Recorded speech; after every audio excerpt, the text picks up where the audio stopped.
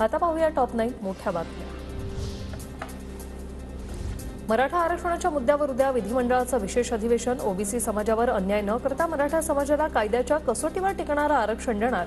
शिवनेरी किल्ल्यावरून मुख्यमंत्री शिंदेंची माहिती। आरक्षण देण्यासाठी ओबीसी किंवा इतर कुठल्याही समाजावर अन्याय न करता मराठा समाजाला टिकणारं कायद्याच्या कसोटीवर आणि चौकटीत बसणारं आरक्षण देण्यासंदर्भात उद्या विशेष अधिवेशन सरकारने घेतलेलं आहे। आरक्षण हा राज्याचा नाही तर केंद्राचा विषय। विशेष अधिवेशनातून काही हाती लागणार नाही। आधीही बोललो होतो। मराठा आरक्षणाच्या मुद्द्यावर राज ठाकरेंची भूमिका। हा विषय राज्याचा नाहीच आहे, हा केंद्रातला विषय आहे, सुप्रीम कोर्टातला विषय आहे। हे सगळं झुलवलं जाते बरं का, यातनं हाताला काही लागणार नाही।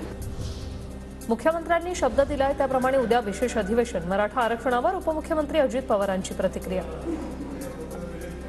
उद्या विशेष अधिवेशन बोलवलेलं आहे। उद्या विशेष मराठा आरक्षणाच्या करता मुख्यमंत्री महोदयांनी शब्द दिला नव्हता, त्याकरता उद्या विशेष अधिवेशन बोलवलेलं आहे। उद्या विशेष मराठा आरक्षणाच्या करता मुख्यमंत्री महोदयांनी शब्द दिला नव्हता, त्याकरता विशेष उद्या विशेष अधिवेशनात कायदा पारित झाला नाही तर परवापासून आंदोलन। मनोज जरांगे ठाम।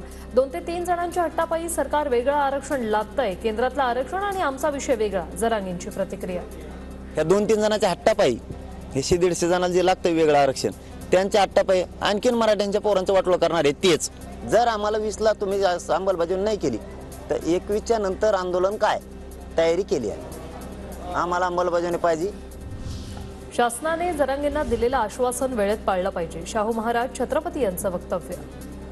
त्यांना काय काय त्यांनी जे शब्द दिले ते असतील मला माहित नाही, पण कधी कधी त्यांना वाटतं की ते पाळले जात नाहीत, कमीत कमी टाईमशीर पाळले जात नाहीत, तर ते टाईमशीर पाळावेत अशी अपेक्षा आहे। जरांगेंच्या हिशोबाने कायदा करणं चुकीचं। सरकारने कायदा केला तर परिणाम भोगायला तयार राहा। गुणरत्न सदावर्तेंची प्रतिक्रिया। त्या आधारावर सुद्धा तुम्ही कायदा करू नका आणि मराठा समाजाला आरक्षण देण्यासाठीचा सुद्धा कायदा करू नका, कारण संविधानिक आधार आहे। आणि जर तुम्ही कायदा केला तर त्याचे परिणाम सुद्धा भोगायला तयार राहत। सुप्रीम कोर्टापर्यंत आम्हाला जावं लागेल हेच दुर्दैव। देशाच्या इतिहासात असं कधीच झालं नव्हतं, पण त्यांनी वेगळा पक्ष आणि वेगळं चिन्ह घेऊन कामाला लागावं। सुप्रिया सुळेंची प्रतिक्रिया।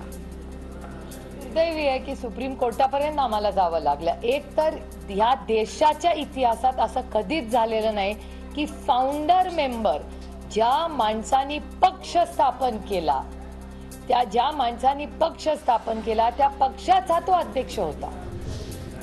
लोकशाही मूल्यांचा आदर राखला हवा आणि तो राखायला हवा। सर्वोच्च न्यायालयाने उचलून हा मुद्दा धरला। आता चिन्ह मिळेल ते मिळेल, पण आमचं नाव काढून घ्या म्हणतात। तुम्ही किती कोत्या मनाचे। जितेंद्र आव्हाडांची अजित पवार गटावर टीका।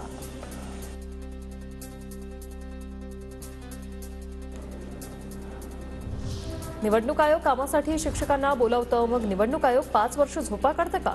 राज ठाकरेंचा निवडणूक आयोगाला सवाल, तर शिक्षकांनी निवडणूक आयोगाच्या कामावर रुजू नये। राज ठाकरेंचं निवडणूक आयोगाला आवाहन। या देशात निवडणुका येणार हे काय माहित नव्हतं का? अचानक निवडणुका आल्यात का? मला असं वाटतं निवडणूक आयोगावरती कडक कारवाई केली पाहिजे। 5 वर्ष झोपा काढता आणि निवडणुकीच्या तोंडावरती जागे होता, आणि ते काम काय असतं ना?